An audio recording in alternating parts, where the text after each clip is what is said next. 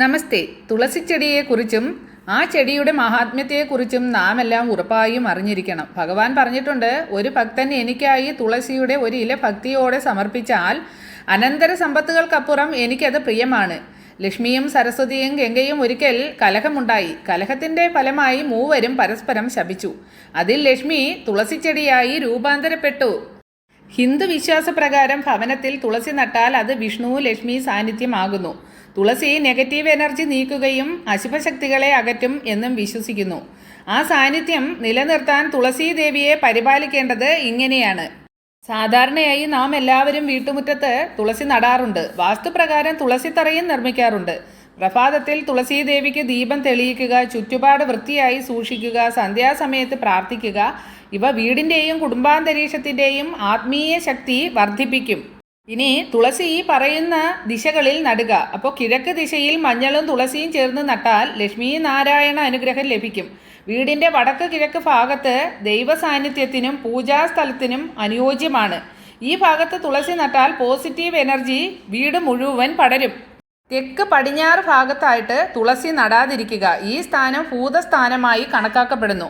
വടക്ക് പടിഞ്ഞാറും ശുഭമല്ല. അസ്ഥിരതയും തർക്കവും ഉള്ള ഭാഗമാണിത്. ശരിയായ സ്ഥാനത്ത് തുളസി ചെടി നട്ടാൽ വീട്ടിൽ ദൈവീകതയും സമാധാനവും വന്നു ചേരും. ആരോഗ്യവും ഐശ്വര്യവും നിലനിർത്താൻ സഹായിക്കും. അതുപോലെ ദുഷ്ടശക്തികൾ, നെഗറ്റീവ് എനർജി എന്നിവ അകലാനും വീട്ടിലെ സ്ത്രീകൾക്ക് ഭാഗ്യവും സമൃദ്ധിയും ഉണ്ടാകും എന്നും വിശ്വസിക്കുന്നു. അതുപോലെ വീട്ടിൽ നിന്ന് ശുഭകാര്യങ്ങൾക്കായി പുറപ്പെടുമ്പോൾ ഒരു ഇലയും അല്പം വെള്ളവും കഴിക്കുന്നത് ശുഭമായി കണക്കാക്കപ്പെടുന്നു. യാത്രയോ നല്ല പ്രവൃത്തികളോ ആരംഭിക്കുന്നതിന് മുൻപ് തുളസിക്ക് ജലം നൽകി മനസ്സിൽ പറഞ്ഞ് പ്രാർത്ഥിക്കുക. വീട്ടിൽ നിന്ന് യാത്ര പോകുമ്പോൾ ഒരു തുളസി ഇല കയ്യിലോ പേഴ്സിലോ കരുതുക. ഇത് വൈഭവരക്ഷ നൽകുന്നു. രാവിലെ 6 മുതൽ 10 മണി വരെ തുളസി ഇല നുള്ളിയെടുക്കാം. ഉച്ചയ്ക്ക് പാടില്ല. അതുപോലെ രാത്രിയിലും തുളസി ഇല നുള്ളരുത്. അമാവാസി, ദ്വാദശി, ഏകാദശി ദിനങ്ങളിൽ തുളസി ഇല നുള്ളുന്നത് ഒഴിവാക്കുക. ഇനി ഒരുപക്ഷെ തുളസി ചെടി ഉണങ്ങിയാൽ ഉണങ്ങിയ തുളസി ശുദ്ധമായി സംസ്കരിക്കുക. അത് മാലിന്യമായി എറിയരുത്. പവിത്രമായ സ്ഥലത്തോ ഒഴുകുന്ന ജലത്തിലോ അല്ലെങ്കിൽ ഈ മറ്റു മരവേരിലോ നിക്ഷേപിക്കുക.